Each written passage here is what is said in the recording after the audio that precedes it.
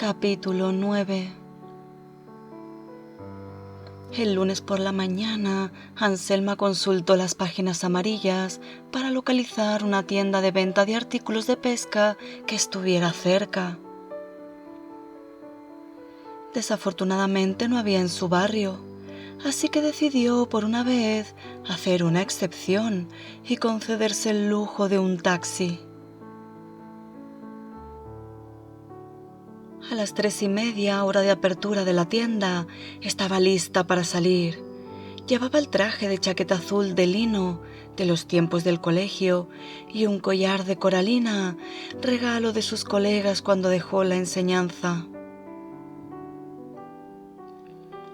Antes de salir, se sentó enfrente de Luisito y le explicó que estaría fuera más tiempo que de costumbre porque tenía que ir a buscar redes para colocar en las ventanas. Así él podría volar y ella finalmente estaría tranquila. Mientras esperaba al teléfono la confirmación del taxi, Luisito voló hasta su hombro. «Espero que hayas hecho ya tus necesidades», le iba a decir, preocupada por su traje. Pero él estaba intentando decirle algo. ¿Tesoro? Anselma lo miró con sorpresa. «¿Piensas que en las redes habrá un tesoro?» Como única respuesta, Luisito acercó la mejilla y lo restregó contra la suya. Anselma. ¿Tesoro? La compra y la colocación de las redes fueron más simples de lo que había imaginado. A las 6 ya estaba de vuelta y a las 8 su casa se había transformado en una sucursal del restaurante de Cesenático.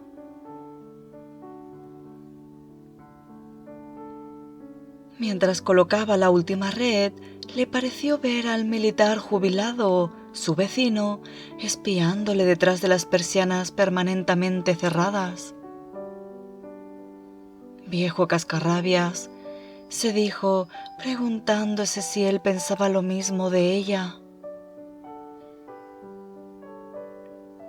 Por la noche, durante la cena, el telediario anunció las alarmas habituales.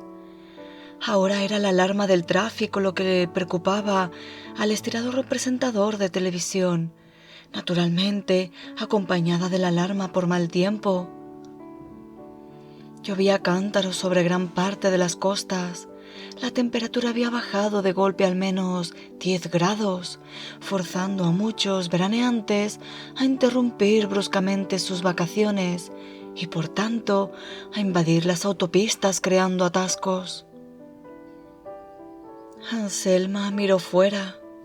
Por suerte en Roma seguía el buen tiempo, aunque por las ventanas, finalmente abiertas, entraba una brisa fresca, casi otoñal, que hacía bailar las redes. ¿No se parece un poco a un velero? Crack. ¿Sabes por qué las he puesto? Porque no quiero que salgas y que alguien te haga daño.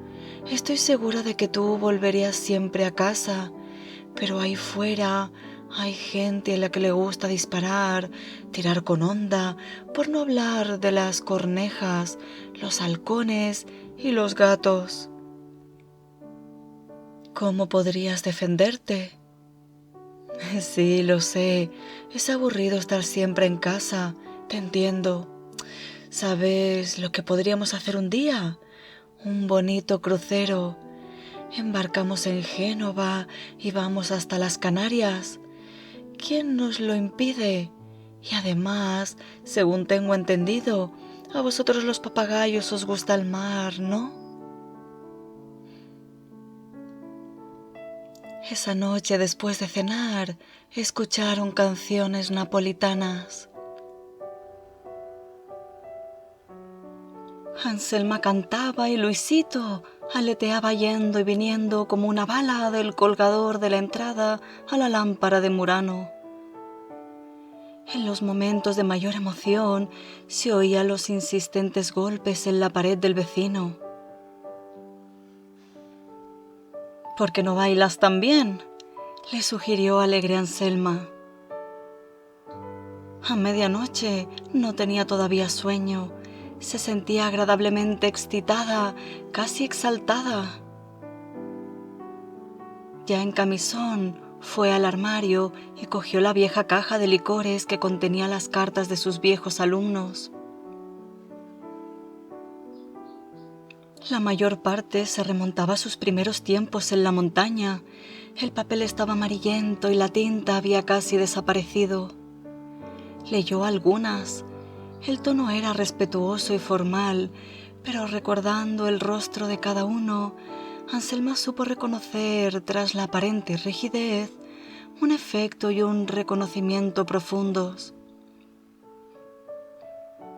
Apreciada maestra empezaban algunas, otras variaban entre distinguida maestra o estimada y querida maestra, hasta el más atrevido, inolvidable y querida maestra. Todos invariablemente le agradecían lo que habían aprendido, asegurándole que nunca la olvidarían.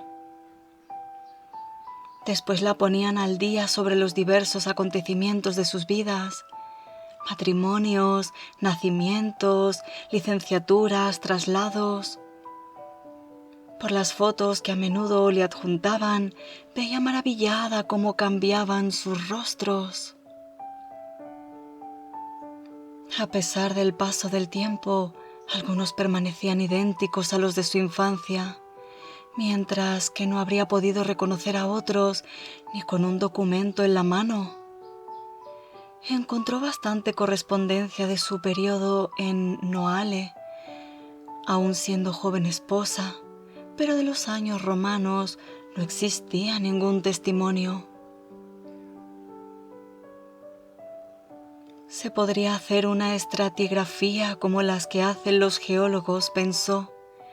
Por el espesor de los sedimentos se comprendería la evolución de los sentimientos y de la educación de los seres humanos. Antes de meterse en la cama, buscó una vieja foto de cuando era niña. Encontró una pequeña en blanco y negro de bordes dentados. Estaba descalza con las manos en los bolsillos y le sonreía con sus dientecitos de leche a la máquina de fotografiar, sin mostrar ningún miedo por las grandes ocas blancas que la rodeaban amenazadoras. No tuvo el valor de mirarse al espejo. ¿En qué se había transformado su rostro? ¿En qué máscara? ¿Se iría a la tumba con esa máscara? ¿O era verdad que siempre, en cualquier momento, como decía Luisita, cabía la posibilidad de cambiar? ¿Acaso no había caído ella también en el precipicio de la ingratitud? Cuando Luisito fue a darle el habitual beso de las buenas noches, un ligero mordisquito en el lóbulo, ella lo abrazó suavemente. ¿Sabes cuál es la verdad? Que me da mucho miedo perderte. Has sido como... En ese momento la voz empezó a fallarle. Eso es, eres un trocito de arco iris. Tu alegría ha alejado la tristeza de mis días.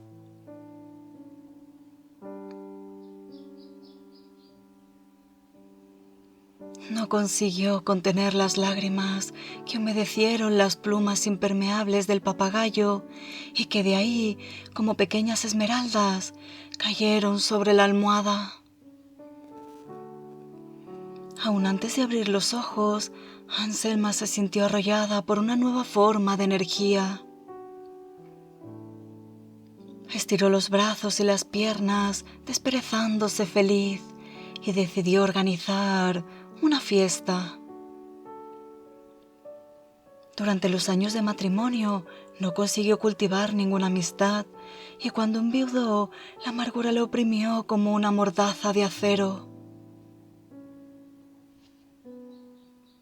Pero para hacer una fiesta se requieren invitados. Así pues decidió buscar a sus antiguas colegas del colegio. A la hora de la comida, gracias a la guía telefónica, logró ponerse en contacto con la mayoría de las maestras que seguían vivas. En las primeras llamadas estaba más bien azorada. Quién sabe si todavía se acordaban de ella y si el recuerdo era positivo. ¿Cómo explicar el motivo de una fiesta que bautizó como el gran baile del 15 de agosto? Por suerte, casi todas sus compañeras seguían en la ciudad. La mayor parte estaban en sus mismas condiciones, hijos y nietos de vacaciones y ellas solas en la ciudad. Solo dos, Noseda y Ricardi, se habían ido con sus familiares de vacaciones. Casi todas eran viudas. Giuseppina, la más simpática, vegetaba desde hacía años en una residencia para la tercera edad, aquejada de la enfermedad de Alzheimer. Tras la sorpresa inicial al oírla, acogieron todas con entusiasmo la idea de la fiesta y se ofrecieron en colaborar, a cuál más en la parte gastronómica. Siempre te hemos admirado, le confesó incluso Scaccabarozzi, produciéndole una agradable turbación.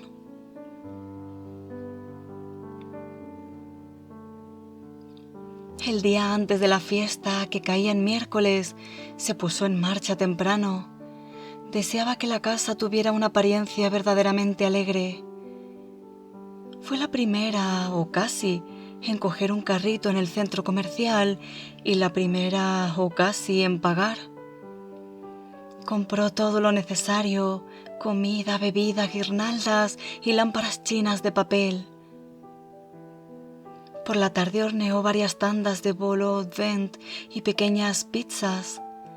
Después de lo salado pasó a las galletas y por último preparó una fuente de tiramisú. Antes de acostarse, con rotuladores chillones, escribió una pancarta que colgaría en la entrada: «Bienvenidas, la vida empieza a los 70 años». Por la noche estaba demasiado excitada como para poder dormir, así que se tomó 2 pastillas de valeriana. Quería estar en forma para el día siguiente. Se sentía feliz naturalmente, pero en el fondo de esa felicidad existía también el secreto temor de que algo no saliera bien. El miércoles, después del desayuno, colgó con ayuda de Luisito las lámparas chinas y las guirnaldas. Después preparó las bandejas con las bebidas sin alcohol y los zumos de fruta, los cuencos con las aceitunas, las patatas fritas, los pistachos y los cacahuetes. Tuvo el primer pequeño altercado con el papagayo. En cuanto ella se distraía un momento, el ¡zas! Planeaba con sus patas rugosas sobre el cacahuete. Se vio obligada a darle unas palmaditas. «Tienes tu cuenco lleno de comida, ¿por qué me lo robas? Y además, mira cómo has puesto esto de cáscaras». Crack, crack. Fue la respuesta, y ofendido, Luisito se retiró a una esquina. Sin embargo, poco antes del almuerzo, hicieron las paces. Anselma le tendió la mano y a la tercera tentativa también él le alargó la pata. Ay, es normal discutir cuando la gente se quiere, ¿sabes? El amor no es bonito si no es peleón. Mientras daba los últimos retoques, Anselma se sorprendió cantando. Ahora ya lo había decidido. En otoño se inscribiría en la universidad para la tercera edad, estudiaría canto y puede que hasta una lengua extranjera. A las 2 llegó la peluquera de la escalera B con su casco portátil y le hizo la permanente. A las 4:30 estaba arreglada. Traje de chaqueta, zapatos de medio tacón, collar de corniolas, pulsera de las bodas de plata, un leve maquillaje y una discreta rociada Chanel número 5, su perfume favorito. El último toque lo dedicó la elegancia de Luisito. Con una cinta de seda que tenía en un cajón, le anudó una pajarita en torno al cuello. A las 5:10 sonó la primera llamada del portero automático. «Cuarto piso», contestó sintiéndose como una colegiala en su primera fiesta de cumpleaños. Deseaba que todo fuera perfecto, pero sentía que la amenaza de la melancolía y del fracaso estaba al acecho. ¿Y si estaban todas deprimidas? ¿Y si no había conversación? ¿Y si prevalecía la lista de las enfermedades y fallecimientos? Todos sus temores desaparecieron en cuanto la envolvió la risa contagiosa de Scacabarozzi, que rebosando de su vestido rojo cruzó el umbral con un ramo de rosas en la mano. Al final fueron 8 y, golpe de efecto, vino también Rodini, el único maestro de la escuela invitado por una de ellas. «Espero no haber hecho mal», le susurró Brunetti al oído a Anselma mientras el maestro subía en el ascensor. «En absoluto», respondió alegre Anselma. «Así al menos tendremos a un caballero». La charla se volvió intensa rápidamente.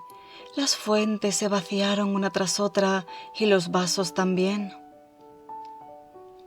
Luisito hizo su entrada triunfal en vuelo rasante sobre la cabeza de los invitados, provocando no pocos gritos de espanto. Pero cuando Anselma contó su historia, se conmovieron. «Es a él a quien debo las ganas de hacer esta fiesta», confesó acariciándolo delicadamente. Por su parte, Luisito se comportó como un verdadero señor, volando de un invitado a otro con el platito de las aceitunas en el pico. «Pero qué bien lo hace. ¿Se lo has enseñado tú?». Anselma eludió la pregunta. «Lo hace todo solo. También sabe hablar cuando quiere».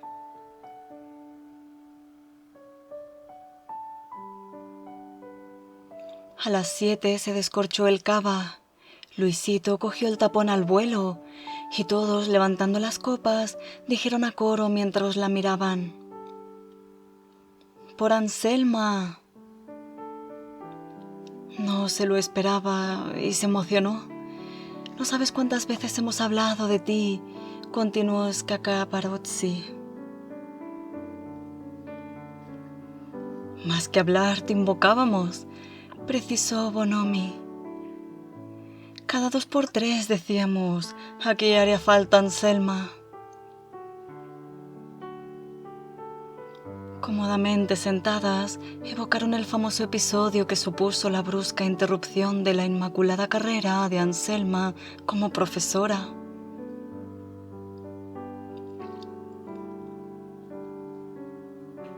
Se remontaba a unos 15 años. Era principios de mayo. El aire era templado y la sensación de inminentes vacaciones volvía inquietos a los alumnos. Anselma enseñaba geografía en un 5º curso.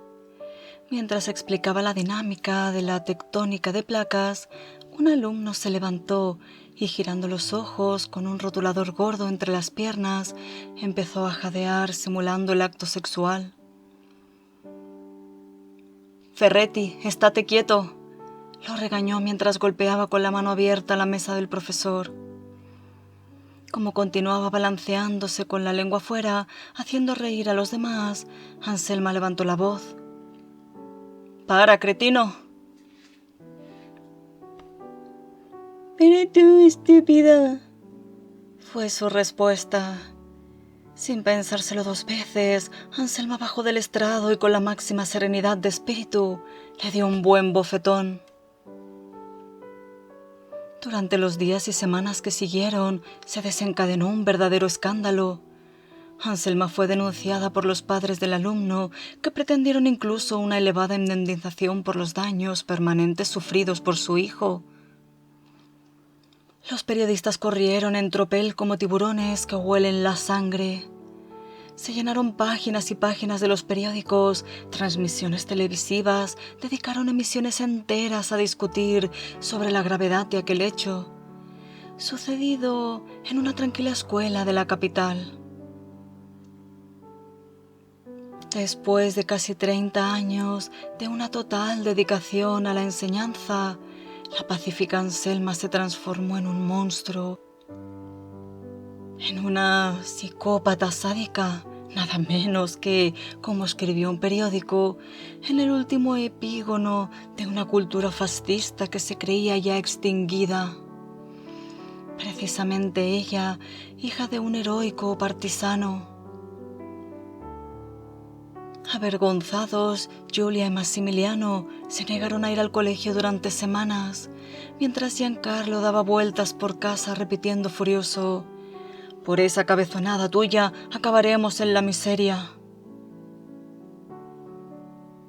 El jefe de estudios la convocó varias veces, al principio amablemente, después cada vez menos, hasta sugerirle, y al final se lo impuso, que pidiera oficialmente excusas, que admitiera haber perdido la cabeza debido al estrés y que tenía los nervios destrozados. Ella se mantuvo en sus 13. Nunca he estado tan lúcida y tan centrada. Lo he hecho y lo volvería a hacer otras 100 veces, porque sin respeto no puede haber ningún tipo de educación. Pasado un mes, la apartaron del colegio y en septiembre pidió la prejubilación. «Ay, nosotros no hubiéramos tenido nunca el valor», admitió Cadrucci. «No sabes cuántas veces hemos tenido que aguantarnos y callarnos para no perder el puesto. Es terrible ver en lo que se ha convertido el colegio para nosotros, que hemos tenido la suerte de enseñar durante los años 50 y 60. «¿Habláis solo del colegio?», reflexionó pensativa Bonomi, «por no hablar de la sociedad en que se ha transformado». Para no dejarse atrapar por la melancolía, apartaron los sillones y se pusieron a bailar disputándose a Rodini, que resultó un hábil bailarín. A las 10, la pared del salón tembló por los golpes furibundos del vecino. «¿Qué es eso?», gritó con voz chillona. «¿Un lupanar?». Como respuesta, Anselma levantó la voz y dijo: «Póngase el smoking y véngase también usted a bailar». La fiesta se prolongó hasta pasada la medianoche. En el momento de la despedida, sus compañeros la abrazaron agotados y excitados. «¡Qué magnífica idea has tenido! Tendríamos que repetir la experiencia». «No nos perdamos de vista». Adiós, adiós, repitió Luisito posado en el colgador de la entrada. «Adiós, Luisito», respondieron los invitados. «Hasta la próxima». «Adiós, papagayo bonito». Cuando cerró la puerta, Anselma miró a su alrededor. La casa parecía un verdadero campo de batalla. «Mejor así», se dijo, «mejor que el mausoleo de antes». Y demasiado cansada para recoger, se fue a su habitación con Luisito sobre el hombro. Solo cuando las campanadas sonaron las 9, Anselma encontró fuerzas para levantarse. No se había acostado tarde en la vida, y mucho menos después de bailar y reír, y se sentía cansada, pero de su agotamiento emergía una nota de euforia. Ya que nadie le metía prisa, pondría orden con toda tranquilidad. Y si en el peor de los casos, de las hipótesis, volvían sus hijos, admitiría con una sonrisa: pues sí, he dado una fiesta, ¿pasa algo? Hasta Luisito parecía sufrir las consecuencias de la juerga de la noche anterior. Seguía sobre el trípode con las plumas hinchadas y la cabeza escondido debajo del ala. Anselma empezó a tirarlo todo en una bolsa de basura: vasos de papel, platos, servilletas y guirnaldas rotas por los animados vuelos del papagayo. Cuando estuvo llena, la arrastró hasta el ascensor y desde allí alcanzó los grandes contenedores de la calle. Mientras abría el portón, pensó que solo había transcurrido una semana desde que había recogido al fardillo, atemorizado, que se convertiría en su valeroso Luisito.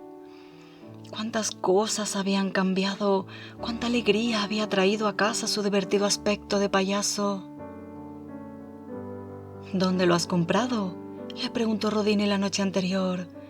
Su respuesta fue sibilina: no lo he comprado, ha sido un regalo del cielo.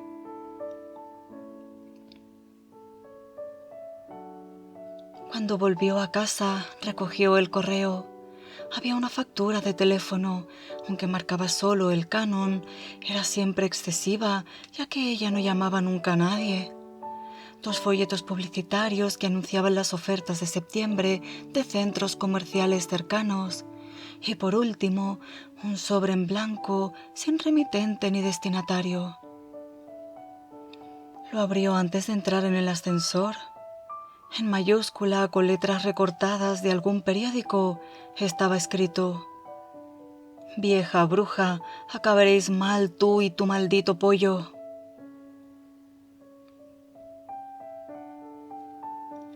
El insulto la inquietó. Entró en su casa corriendo, atemorizada, llamando a voces a Luisito. Se lo imaginaba boca arriba en el suelo, con las alas abiertas y jadeando en un último estertor. Afortunadamente, oyó al momento la estridente y querida voz llegar de la cocina. ¿Anselma? Oh, gracias a Dios, no había entrado ningún extraño y nadie, aparte del portero, que además estaba de vacaciones, tenía una copia de las llaves. ¿Quién podría desearles mal?, se preguntó. No le costó mucho imaginárselo. Ante sus ojos se materializó la achaparrada silueta del capitán Trombetti, su vecino. Seguramente él había sido el que había ideado y realizado esa barbaridad. ¿Quién sabe cuántas cartas escribiría durante sus noches de insomnio para manifestar a todo el mundo su inextinguible odio hacia la humanidad? Anselma trató de calmarse repitiéndose que entre sus casas no había ninguna vía de comunicación. Ni siquiera lograría apuntar a sus ventanas con una honda o con una cerbatana.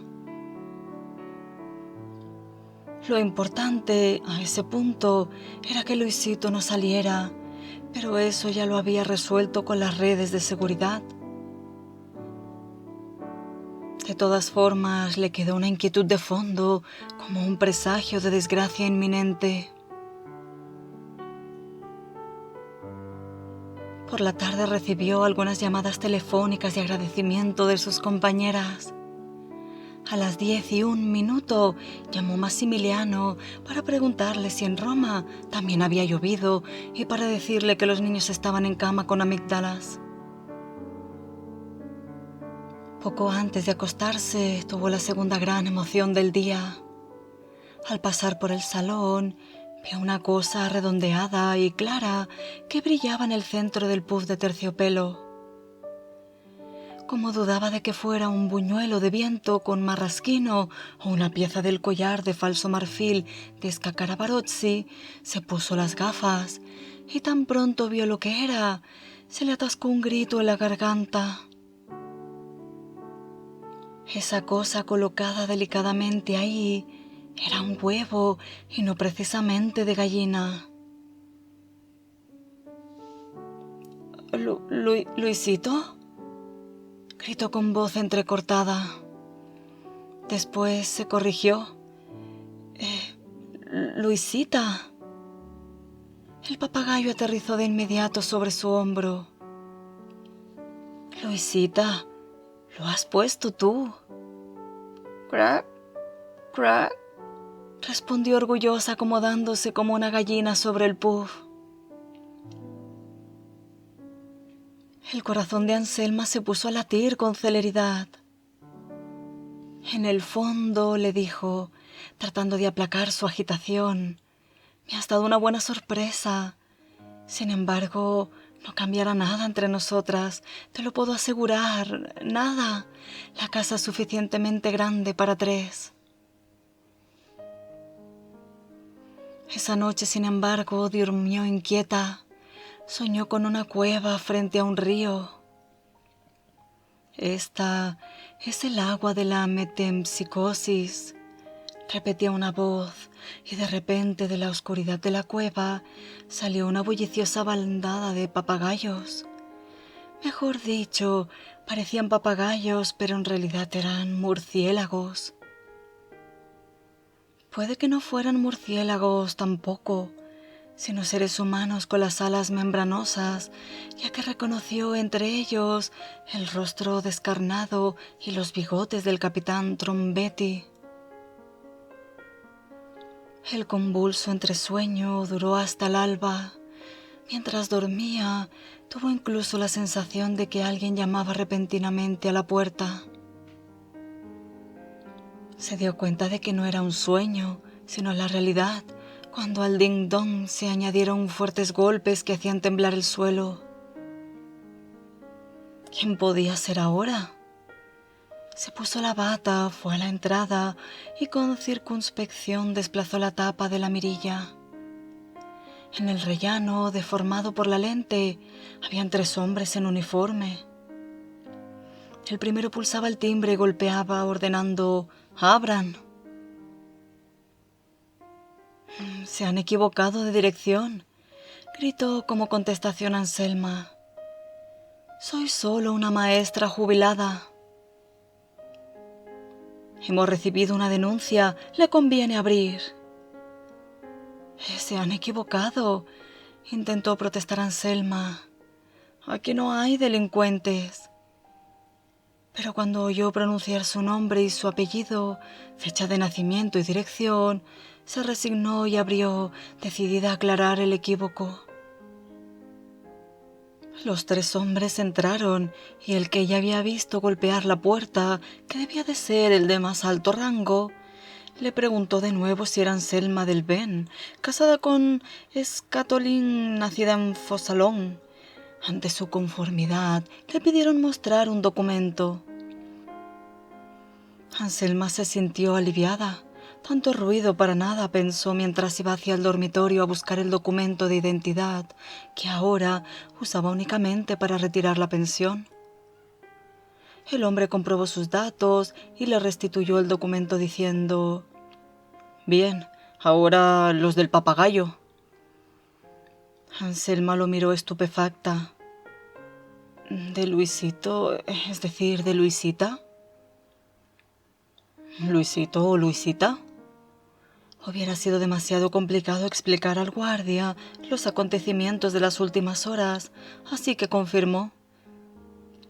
«Luisito, es una hembra, pero se llama Luisito. El pasaporte de Luisito, por favor». «Pues, en realidad, habíamos pensado ir al extranjero. Queríamos hacer un crucero, pero dentro de un par de años, por lo que me imagino que tenemos tiempo para hacerlo». ¿Se hace la graciosa o no conoce la ley?, preguntó impaciente el guardia más joven. Claro que la conozco. Para ir al extranjero hace falta el pasaporte, como acabo de decirles. Por la puerta abierta se entreveía a Luisita en el puff que incubaba su huevo. Es un amazonas del Frente Azul, dijo el jefe.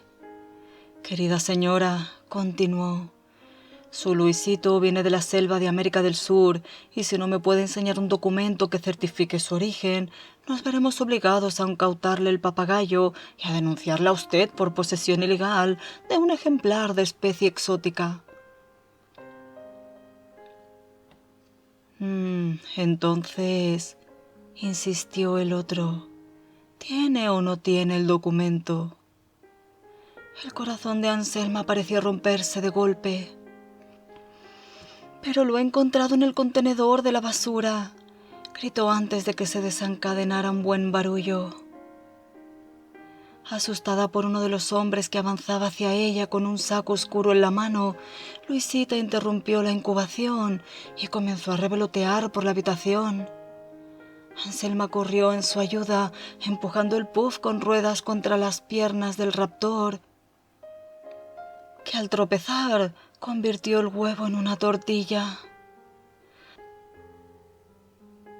Además trató de arañar al jefe que le había agarrado las muñecas, le dio un par de patadas en las piernas y gritó como una loca cuando vio la red caer sobre su Luisita, su adorada amiga, que desapareció dentro del saco de lona gritando su nombre.